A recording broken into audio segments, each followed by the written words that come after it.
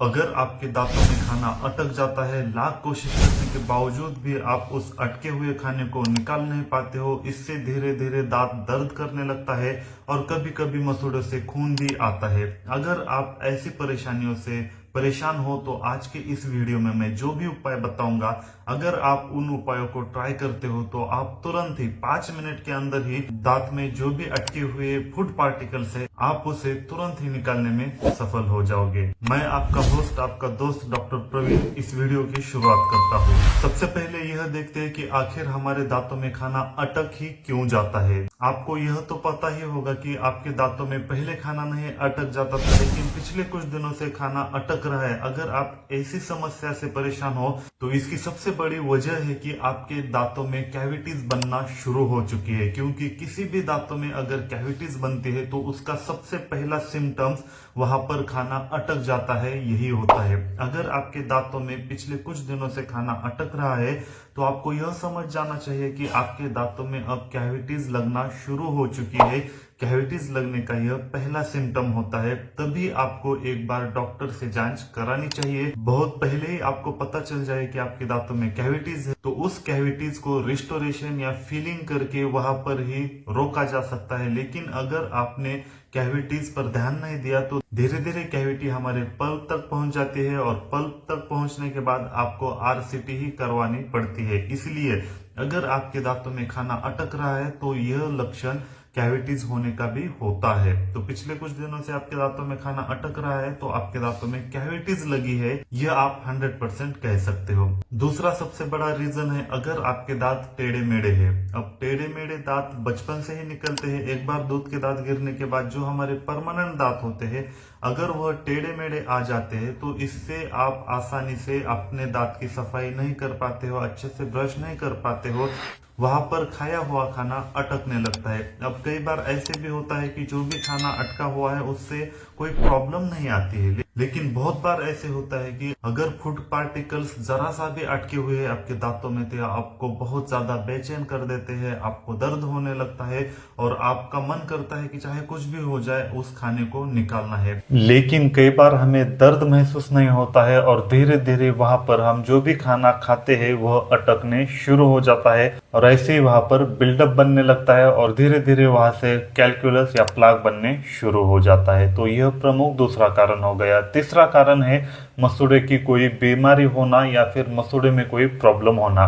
अगर आपके मसूड़ों से खून आता है या फिर आपके मसूड़े बहुत ज्यादा लूज हो चुके हैं या मसूड़े आपके नीचे नीचे जा रहे हैं, अगर आपको गम से रिलेटेड ऐसी कोई भी प्रॉब्लम है तो इस वजह से भी हमारे दांतों में खाना अटक जाता है। क्योंकि अगर हमारे गम्स नीचे नीचे जा रहे हैं तो वहां पर दांत में गैप बनना शुरू हो जाता है और उस गैप में खाना अटकने लगता है और धीरे धीरे हमें उससे तकलीफ होने लगती है। अगला प्रमुख रीजन है दांत में गैप होना। अगर आपके दांतों में गैप है या स्पेसिंग है तो इस स्पेसिंग में भी हम जो भी खाना खाते हैं वहां पर वो अटक सकता है। तो यह कुछ प्रमुख रीजंस हो गए जिसकी वजह से हमारे दांतों में खाना अटक सकता है। तो सबसे पहले आपको यही देखना है कि किस वजह से आपके दांतों में खाना अटक रहा है। जिस भी वजह से दांतों में खाना अटक रहा है उस रीजंस को या उस वजह को दूर कीजिए। तो चलिए अब ऐसे कौन से आसान से उपाय है जिसकी मदद से दांतों में अटका हुआ खाना निकाल सकते हो। सबसे पहला उपाय है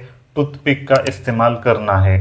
जी हाँ दोस्तों, हर किसी के पास टूथपिक होती है और लगभग सभी इसी का इस्तेमाल करने लगते हैं, लेकिन कई लोगों को टूथपिक इस्तेमाल करने का सही तरीका नहीं आता है। जिस भी दांतों में खाना अटका हुआ है हम लोग सीधा वहां पर टूथपिक डालने की कोशिश करते हैं और आगे ढकेलने की कोशिश करते हैं या फिर जो भी अटका हुआ है उसे ऊपर उठाने की कोशिश करते हैं। लेकिन आपको ऐसे बिल्कुल नहीं करना चाहिए, क्योंकि इस वजह से वह पूरी तरीके से साफ नहीं होता या फिर अटका हुआ खाना नहीं निकलता है। जिस भी दांत में खाना अटका हुआ है उस दांत में गालों की साइड से आपको टूथपिक डालनी है और टूथपिक दो दांतों के बीच में डालने के बाद आपको टूथपिक को ऐसे गोल गोल घुमाना है। गोल गोल घुमाने की वजह से यानी सर्कुलर मोशन में अगर आप टूथपिक को घुमाते हो तो धीरे धीरे अटका हुआ खाना ऊपर आने लगता है।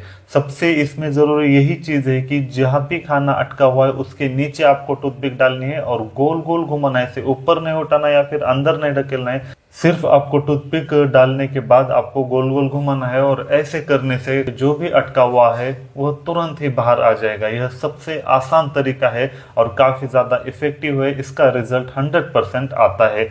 अगर आपके दांतों में कुछ अटका हुआ है तो इसको ट्राई कीजिए, 100% आपको रिलीफ मिलेगा। अगला उपाय है नींबू पानी से गर्रारे करना है।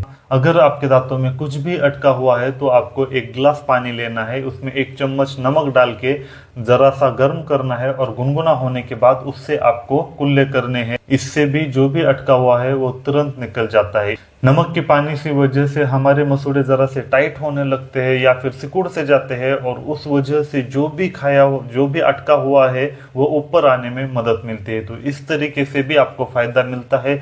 यह सबसे आसान उपाय है, आपको यह जरूर ट्राई करना चाहिए। यह उपाय ट्राई करने के बाद 5 से 10 मिनट के अंदर ही आपको रिलीफ मिल जाएगा। जो भी अटका हुआ है वो बाहर निकल सकता है। तो यह भी काफी अच्छा उपाय माना जाता है। अगला उपाय है आपको सॉफ्ट ब्रिसल वाला ब्रश का इस्तेमाल करना है। अब अक्सर हम क्या करते हैं कि जो भी ब्रश यूज करते हैं उसके जो ब्रिसल्स रहते हैं, दातुन रहते हैं, वो काफी ज्यादा हार्ड रहते हैं। वह दांतों के बीच में नहीं जाते हैं और अच्छे से साफ सफाई नहीं करते हैं।